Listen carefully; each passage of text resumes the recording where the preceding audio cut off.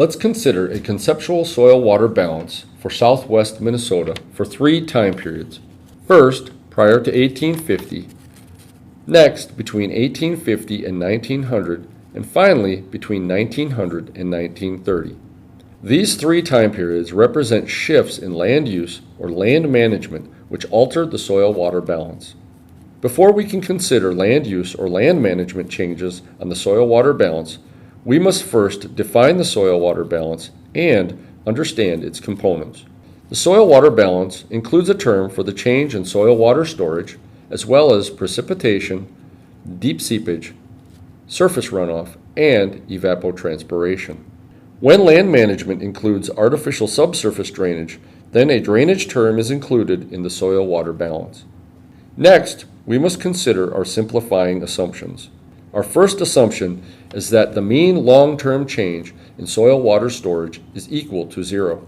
We will also assume that deep seepage is small under these heavy clay glacial till soils. Our simplified water balance then is redefined as precipitation is equal to surface runoff plus evapotranspiration plus deep seepage. The diagram shows a small watershed dominated by native perennial vegetation. Surface runoff, evapotranspiration, and deep seepage are represented by the green, yellow, and orange symbols. The size of the symbol and its sign, whether positive or negative, indicates the magnitude of water loss from the represented pathway during this period of time prior to disturbance. The green symbol, representing evapotranspiration, is large and positive, indicating that this pathway dominated water loss from the perennial vegetation that existed prior to 1850. The yellow symbol represents surface runoff and is small and negative, indicating that the surface runoff pathway played a less important role in water loss from the native perennial vegetation. The orange symbol representing deep seepage is small and positive, indicating that deep seepage was an important but minor component of the soil-water balance. The first major land use change occurred between 1850 and 1900 when some wetlands were drained and some native prairie was converted to cropland. The diagram shows that the native perennial vegetation has been replaced by annual crops.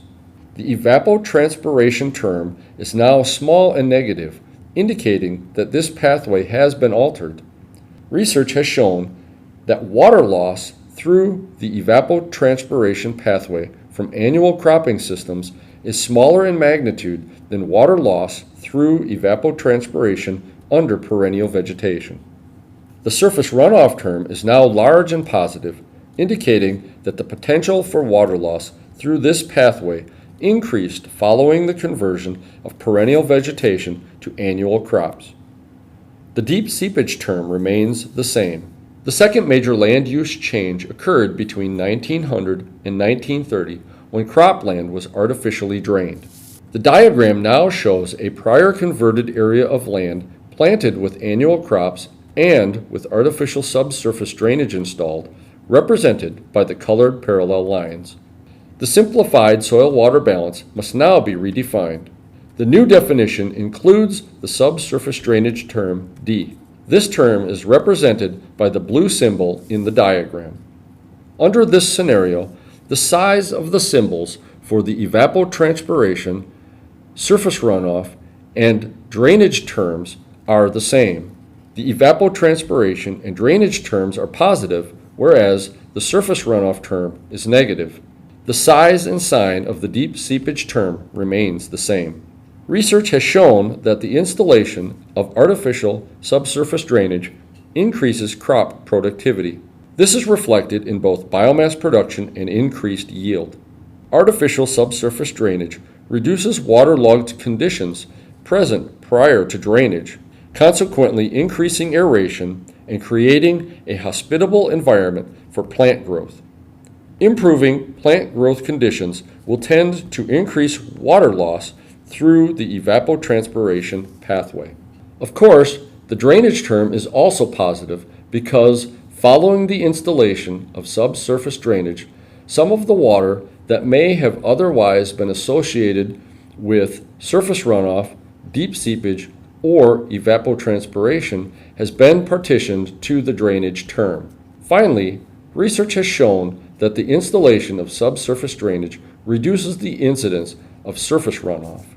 The three scenarios presented represent conceptual changes in the soil-water balance and are not meant to be absolute.